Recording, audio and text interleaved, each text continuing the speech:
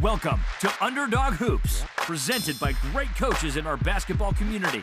From the Underdog Hoops studio in Rancho Cucamonga, California, here is your host, Sam Farrar.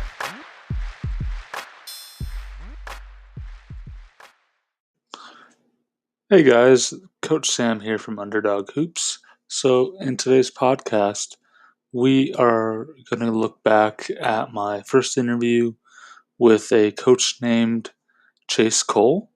And we are going to dive right into that right now. But before we do that, we're going to go thank our sponsors. If you're a coach who wants to bounce ideas off of other coaches through a podcast and haven't heard about Anchor, it is the easiest and most simple way to podcast. Let me explain. It's free. There's a creation tool that will allow you to record and edit your podcast right from your phone or computer. Anchor will distribute your podcast for you so it can be heard on Spotify, Apple Podcast, and many more. You can also make money from the podcast with no minimum listenership. It's everything you need to make a podcast in one place. Download the free Anchor app or go to anchor.fm to get started. That's anchor.fm to get started. Thank you. Hey, what's going on? Not much. All right. So how are things going you're in Alabama, right? Yes, sir. Yep. How things out there now? It's kind of I mean, I guess about as good as it could go. We just got a stay-at-home order yesterday, but I mean, nobody listens to it. same. There's a little more, in LA, like 40 miles away from where I live. It's like you can actually see the freeway.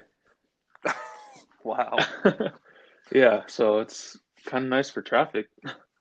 Oh, I bet. I'm sure you can get across now.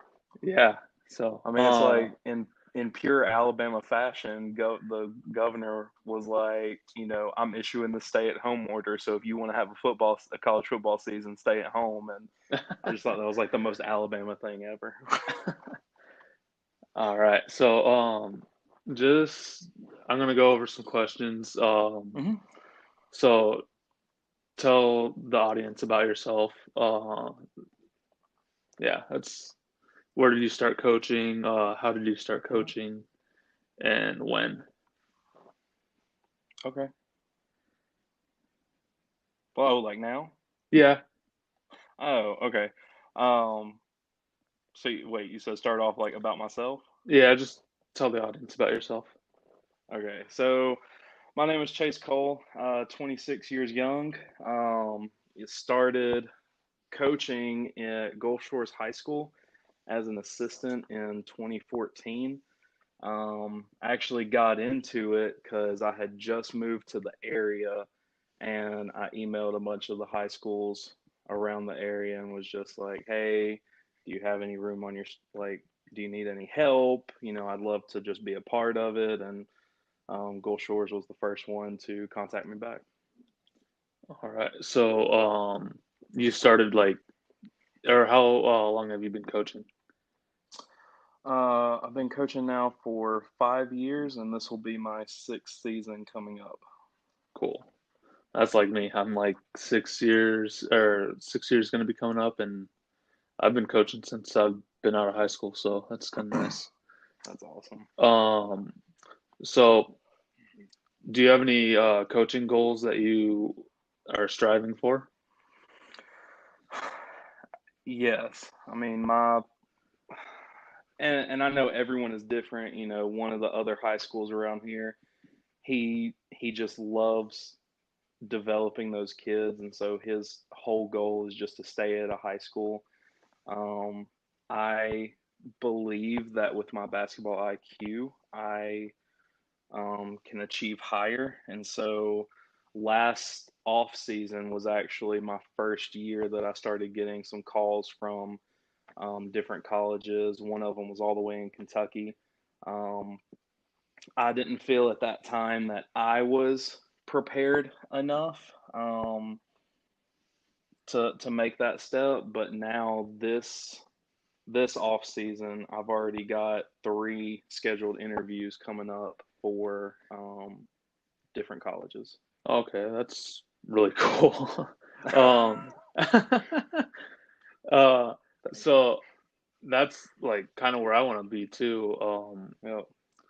And yeah, it's so. Do you have a particular coaching philosophy that you would talk to them about and just share that?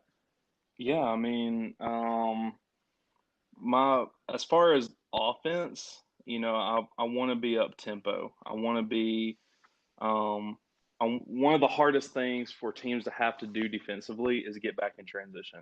So on every opportunity I can get, I want a fast break. I'm looking at my guards to get the ball and have that advance pass to the rim. And then as soon as that ball goes through, I'm pressuring the baseline. Yeah, Um, I'm sending 3 and 4 guys to the rim for the offensive boards. And if the other team, if they think that they can run out on me, then I'll take my chances. But I'm going to send 3 or 4 guys, and I'm looking for that fast up pace tempo. yeah, Defensively, growing up, I was the younger sibling, and so my sister always called me annoying, and she called me a pest, and so that's how that's what I contribute to my defense is my sister. So I'm yeah, looking to be annoying. I'm looking to be disruptive. I want to be the team that people don't look forward to playing. I want to be yeah, more aggressive 84 feet from my basket so that if I get a steal in the backcourt, I'm only 10 or 20 feet from my basket, and hopefully we have the numbers on them. yeah, If they do get it past half court, my guys, we drop back and we're solid. We build that wall. We work a lot of different set changes, and to where they can't, like, we'll set up in a 2-3, but then it's going to change into a 3-2 because I don't allow driving on my basket. We also work a lot on setting charges to where if they do drive, like my team last year, we had the least number of fouls in our league. yeah, My team, the way I always tell them is we don't commit the fouls, we get fouls. We had one team that had 3 of their best players foul out before halftime, or not. I'm sorry, right after halftime, okay. because we're just that disruptive and that aggravating. Yeah, so see a lot of like I run up tempo, and a lot of it is just because my kids that I have are short, and we just Mm, need to get up yep. tempo. So on I'm the JV assistant coach right now, but Hmm. maybe in a few years, it's probably in a few years we'll see if I get a head coaching job somewhere. But Yeah, yeah. there's we run like a Spartan style, like get out and go, like right, Hmm. get it out of the basket and go. Yep. So we do a lot of that. We do a lot of pressing, Hmm. um, and we do have, you know, uh, just overall we like to do the same thing you guys do. We'll pressure the ball. We'll force turnovers. We'll keep the ball in front of us. Hmm. I try to, and the JV coach that I work with, we try to make sure that they contain. We're not really big fans of denying. We're just keep your guy in front of you. Yep. That's my main priority with them is keep the ball in front of you. And if you get beat, get off them and turn them and get back in front of them. Yeah, I mean, we press from the tip. So as soon as Yeah, our basket goes in, we're getting in that diamond set. And it's yeah, it's traps and it's shifting to where if they see the two guys coming down the trap, then I tell my kids, like, you're on a string. So when those front two guys go down the trap, the back two guys have got to come down and cover those passes. And Yeah. yeah, we get after it. So the year before this last year, we had a pretty good team that could run the diamond Hmm. press, and it was just like, oh my gosh. And then this year, we couldn't get them to run it right, so we were like, okay, we'll just do our 1-3-1 kind of trap the Yeah. corners, and we're like, okay, that's working. We have guys that can do it some years, and then other years we're just kind of lacking that, which is unfortunate, but we're working on it. Yeah, I mean, it's all personnel based. I know 2 years ago we didn't really have um, that much size inside to where we had to run um, a lot of like five out spread offenses. And this year we had two guys come in that were relatively taller guys for our school, and so then we started to run high low and a lot of screens. Yeah. All right. So, do you like to promote positive energy? And if you do, or yeah, in both negative and positive situations, how do you handle that, or how do you um promote your positive energy with positive and negative situations? Sorry. You're good. I mean, I probably get too excited for a JV coach, like, and I probably do get on my guys a little bit harder during the negative, but it's my job to get them if this is what they want to do. My job is to get them ready for high school ball. This isn't youth league anymore. We're not. It's not about everybody gets equal playing time. And so Yeah. like I don't substitute or punish someone for mistakes. If my point guard makes a bad pass and it's a turnover, I just tell him like, hey, where you were pretty much telegraphing that pass, everybody in the gym knew where it was going. Do a pump fake next time and do it. But the one thing I will substitute and punish you for is effort. Yeah. One of our best kids last year, he there was two times back to back where uh, he just lost control of the ball, and he didn't get back on defense. Like, he could have stopped the fast break because he was right there, but he just stopped at half court. And so I pulled him out, and I told him, I was like, I'm not gonna have that on this floor. I was like, I'm not gonna have you just walking and putting your head down. I was like, we don't do that here. Yeah. Okay. So, you already said that you like to get out and run. So, Mhm. um, what offense do you guys run? Uh, yeah, as I said, it's personnel based. I like to do a spread, um, Okay. either four out and have that one guy run the paint, or we do two in, three out, and we do drag screens, ISO screens, and then it's a lot of inside cuts. I try to keep the ball faded to one side, to where then the backside guard can get that screen from one of our post guys, and he's flashing inside wide open. So it's a lot of screens. It's fast paced, just like the defense, and it's up and down. We'll pass it into the paint. If it's not there, work it back outside and look for that cutter. Yeah, that's like we'll run some read and react. I do run some pistol Hmm. offense, and you know, I think the pistol offense is a lot easier for like almost anyone can run it.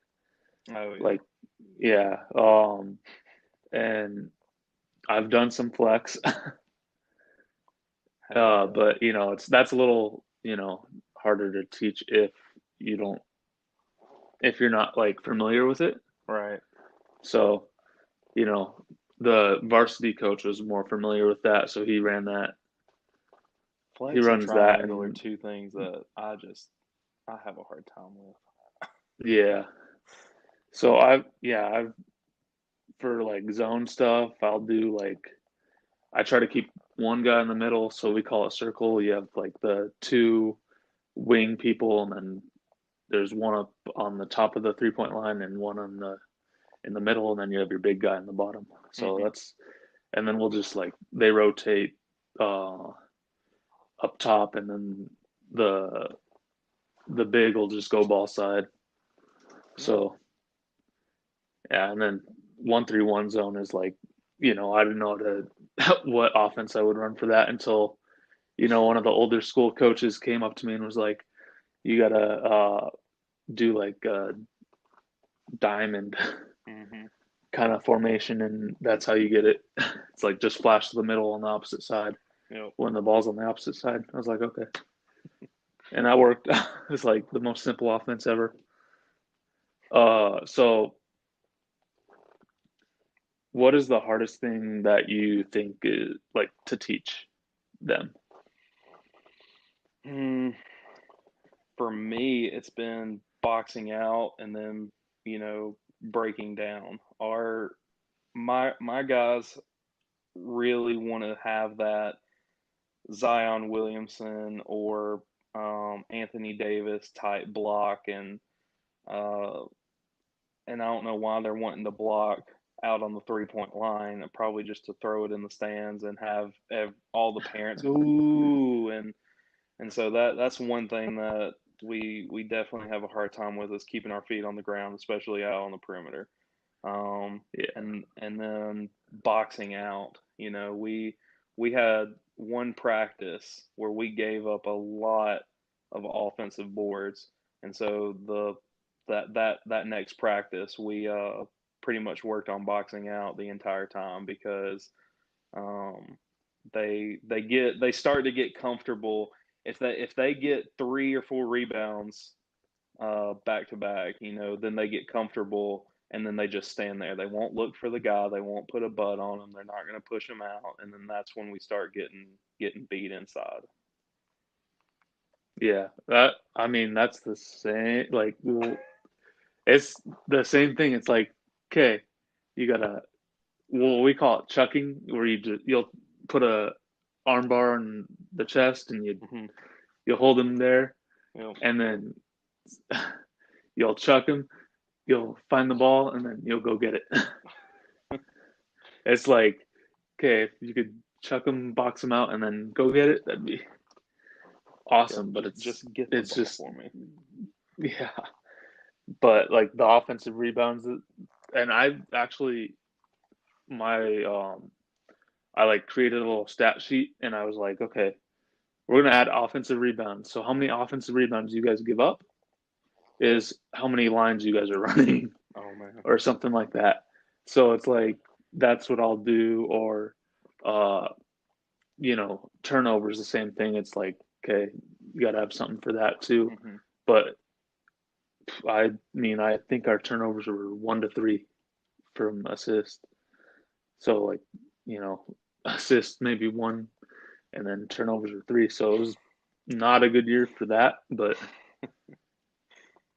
um, so let's see here. So do you look for anything particular in your tryouts? Like, so when you have your beginning tryouts, do you have anything that you look for? Um. Yeah. One thing is leadership. I want to see who is already trying to pick up their teammates. If they're doing a drill wrong, who's going to step in, and instead of being like, "Oh my gosh, why aren't you doing this right?" then being like, "Hey, get your feet like this, break down, dribble to keep your head up." Um, so that's one thing is who's already going to give me that leadership out on the court. Another thing is just effort. You can have all the talent in the world. if I stood at the 3-point line and I could make 20 for 20 out of 20 for 20 shots, but I'm not going to get back on defense, I have no use for you because then we're just going to get beat 4-on-5 every time. Yeah. And then even if you're not that talented, if you're not that talented offensively, but you're a little rat inside the paint on defense, and you're forcing turnovers and getting us steals. That's a big thing that I'm going to want on the floor for me. Yeah. So let's see. If there's only one thing that you could work on practice, what would it be? Boxing out. Boxing out? Yeah. Yeah, that would probably be the same thing for us. It's challenging for them, I guess. Yeah, it is. So I think one of the most challenging things also is dealing with parents, but I don't know how you handle parents and communicate with them. I mean, we have a team meeting at the beginning of the season, and I pretty much lay out to them like, I'm the one on the sidelines. I'm the one that signed up for this. I'm the coach. You're the parent. So let me coach. If you want to coach, go through the school, go through whoever, and then come talk to me, and you can join me on the sidelines or on the bench. But your main job is to support your kid.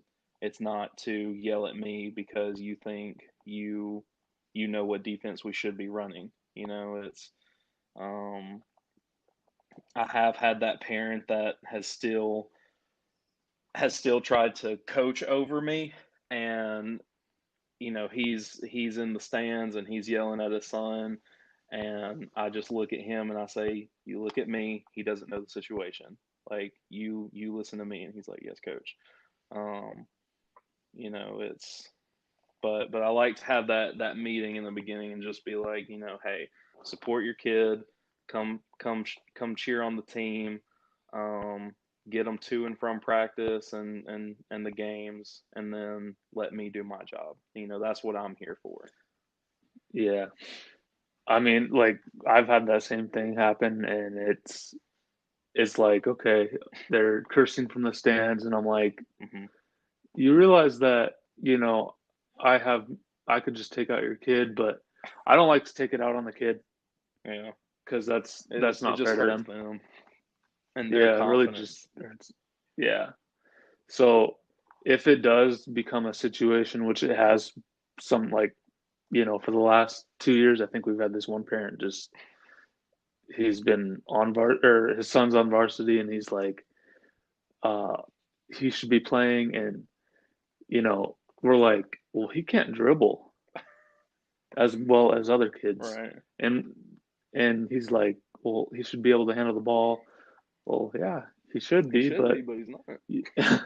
yeah. So I mean, that's why we do our like for my practices and kind of for like 2 years, it's been like, okay, we're just gonna focus on dribbling at like 5 minutes before practice. Hmm. You guys get 3 lines, and you'll do two ball dribbling. We'll go through our sets that we do, and they just run down the court, and then they skip back, and they're doing their two ball dribbles. And he would sit out every single time, and it wouldn't be. It's like not fair for the other kids because they're actually working really hard at it, Yeah. and a lot of them improved over the year. And then he kind of stayed the same and maybe improved a little bit, but not to where I thought he could be because Right. he's an athletic kid. He's just not, Not if athletic in basketball. And yeah, you got those kids. yeah, You got the ones that want to play multiple sports, but he excels at base running and fielding pop flies, but he just can't get the handle of dribbling a ball. yeah. So I mean, that's one of the issues with that. but the a lot of what we did as like if we do have a problem with the parent, uh, we'll have an administrator like officiate a meeting. Mm-hmm. So like a coach and possibly the player will be there, and like the coach will talk to him about why, if it's playing time or whatever, if it's a certain issue that we have in the stands, and they'll just go over that with them. And sometimes the coach won't even be there. Sometimes it's just the administrator. So that's good too. Yeah. So let's see.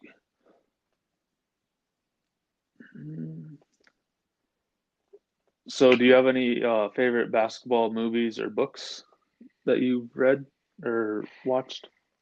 I really enjoy Coach Carter and Glory Road. Those Oh, okay. are definitely two of my favorites. Yeah. Yeah. I don't know if you've seen the new one, the way back. Yeah, we saw that. Yeah, so that I've actually played in that gym. Have you really?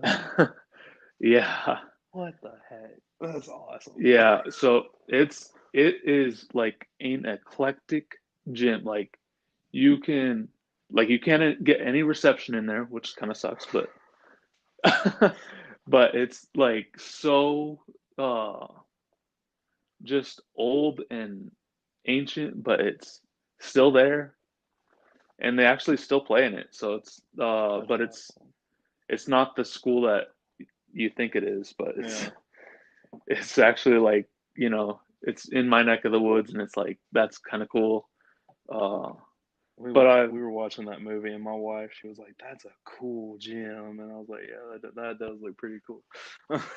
yeah, they have it's actually like the district home for us, so that's our home district. Yeah, so I go there every once in a while, but it's we actually used to be in their league, and then they cut us out because we were winning too much against them.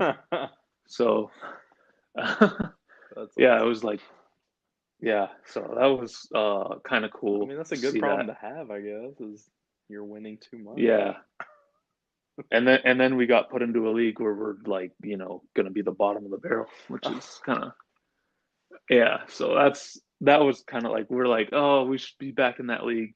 You should have just moved this other team out, because the other team was a little better than us, but we could have probably beat them back then. So just kind of, and we're actually in that same league with the really good team, so we're outmatched right now. Oh wow. So I mean, that's as far as movies for me. I think like Glory Road and The Way Back is pretty cool, so I like that movie. And then any book is probably I don't read that often, but I should probably try to start reading some books on leadership and stuff. So yeah, I mean, I don't know what it is about me. I'm not a big fan of, and I just don't know. I'm not a big fan of like a paper book. And so I told my wife, I was like, if you get me a Kindle, I'll start reading more. And so, one of my favorite books is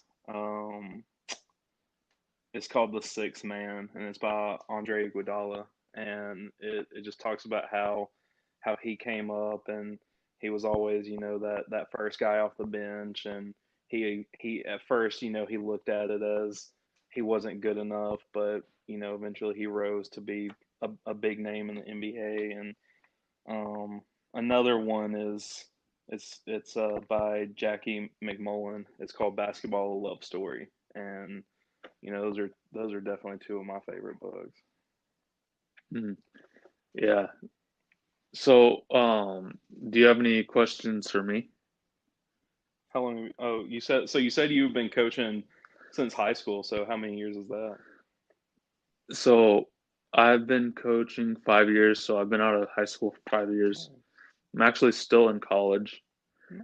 so and working at like a pizza place, and we're really busy right now. It's insane. Oh, I can bet. I mean, a lot of the places down here actually still open, even with that stay-at-home order. But Yeah. So I mean, they have like a curfew at like 10, so at 10 o'clock it dies out. So I'm like, okay, cool. now I get to go home and study. Yeah, now I get to go home. So, except we have to clean up after everyone. But I've been coaching for, 5 years, going to be my sixth next year. So, um, at my alma mater high school. So Nice. it's been Congratulations on pretty that. fun. Yeah. Any other questions? Who are some coaches that you look up to? So I like John Wooden. Mm, Just because the quotes and stuff, he has some great quotes that I'll share to my players and stuff. And then um, living, probably the Florida State coach. What's his name? Mike White, yeah, right? yeah. Yeah, because we do run a lot of the stuff that he runs, so it's that's just you know useful to, and he's very smart. So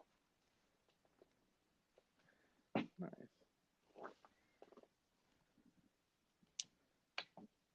anything else I think before we? I think I'm good, man. All right.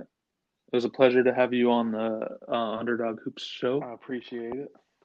And then I'll email you a thank you and thank you for your time. And yeah, Awesome, man. Well, thank you.